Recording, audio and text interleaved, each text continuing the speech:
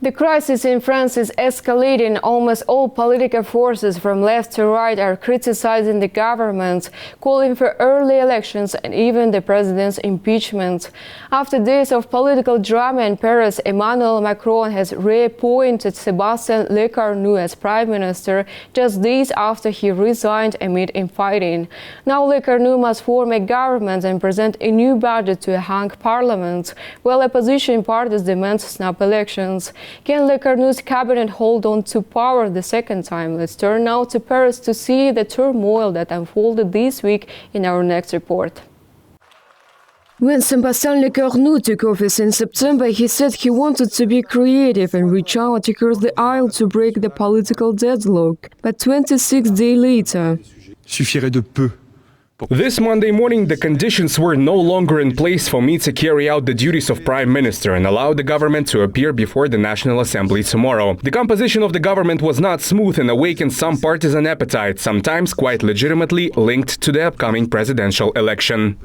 However, now, after a few days of talks with Emmanuel Macron, Lecornu is back as Prime Minister, tasked with leading a deeply divided government. Stepping into his second term under a cloud of uncertainty, he was given until Monday to assemble a new cabinet and submit a 2026 budget to Parliament. Lecornu said he had no broader agenda beyond getting through this period, which he said was, quote, objectively very difficult for everyone. He urged rival parties to put aside their differences and pass a budget before the end of the year, a crucial step in bringing France's widening fiscal deficit under control. His position, however, is precarious. His initial 26-day stint made him the youngest and shortest-serving prime minister in modern French history, and many opponents denounce his largely unchanged lineup. This budget is a final act, we hope, of a political system that is out of breath, out of ideas, and which will have produced nothing but a country exhausted by tax cuts and social brutalization.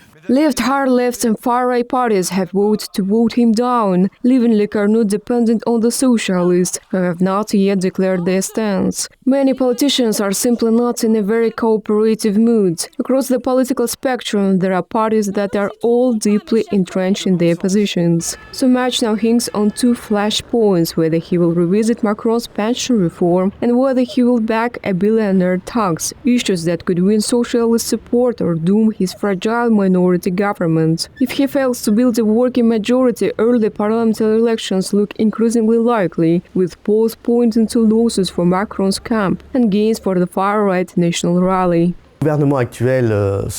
Honestly and personally, I think that a compromise on this pension reform that we could find before the presidential election seems quite complicated to me. So in my opinion, it's a complete suspension until a new copy is issued by the government, in this case, the one that will be in place after the 2027 presidential election. The crisis stems from last year's legislative elections, which left parliament split three ways and deepens divisions over how to repair the country's ailing finances. With no party holding a majority, lawmakers have struggled to reach compromises on major issues, including key economic reforms. A deadlock now waiting on growth and threatening France's credit rating ahead of the 2027 presidential race. This turmoil has also spilled into the streets, with protests reflecting growing public frustration. Having a prime minister who stays in office would be a good start, I think. And then obviously things need to move forward and reforms need to be implemented. We need to stabilize the budget.